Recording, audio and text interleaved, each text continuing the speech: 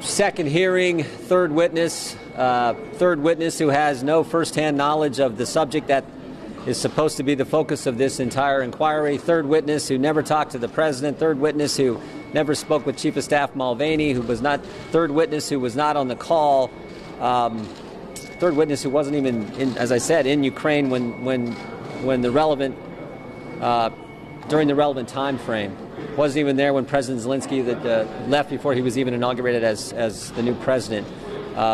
So again, 4 facts. I say this every time, but it's the truth. 4 facts have never changed, will never change. We got the call transcript. There was no conditionality or linkage on the call between an investigation and security assistance. We have the 2 individuals on the call who both said that there was no pressure, no linkage. We know that the Ukrainians didn't even know aid was withheld or on hold at the time of the call.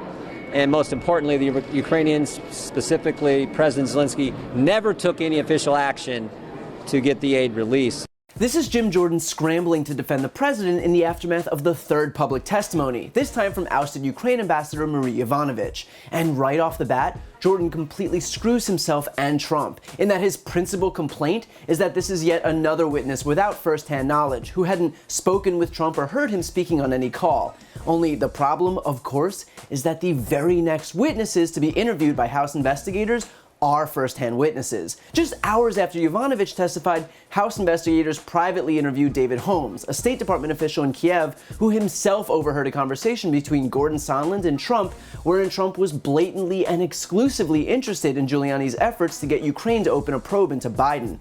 The very next public deposition is Lieutenant Colonel Alexander Vindman, who was on the call between Trump and Ukrainian President Zelensky and twice raised objections about what he'd heard. After that is Timothy Morrison, a Europe and Russia expert for the National Security Council, also on the call with Trump and Zelensky. And then Wednesday is Gordon Sondland himself, who already told the House Intelligence Committee that he told a top Ukrainian official that they would have to make an announcement of an investigation into Joe Biden before the military aid would be released. In other words, if the only possible reason the GOP has to discredit the testimonies we've heard thus far is that they aren't first-hand accounts, then all Republicans are doing is legitimizing these next witnesses, whose testimonies are inevitably going to corroborate what we've already heard. Now, aside from Jim Jordan's initial excuse that Yovanovitch doesn't have first-hand information, he also presents 4 brand new defenses. First, Jordan says that there was no conditionality on the call between Trump and Zelensky, despite the fact that Trump asked for the favor of investigating Joe Biden, knowing full well that aid was being withheld. You don't need to say outright,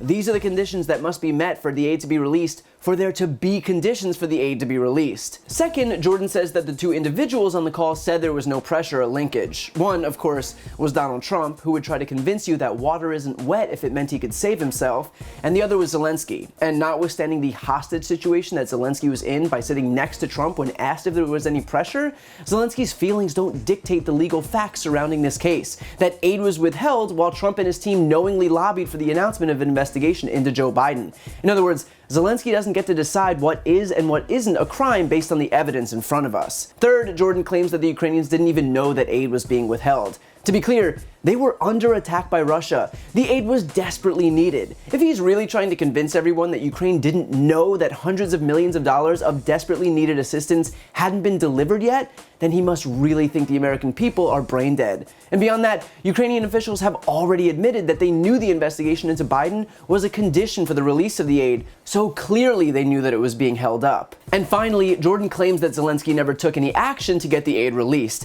And that's a lie, because he literally said in the summary of the call that Trump himself released that he would have his new prosecutor comply with Trump's demands. The only reason that it was released before that could happen was that the whistleblower complaint was delivered to the House Intelligence Committee and the administration realized that it got caught in the middle of an extortion scheme, so it released the aid the very next day.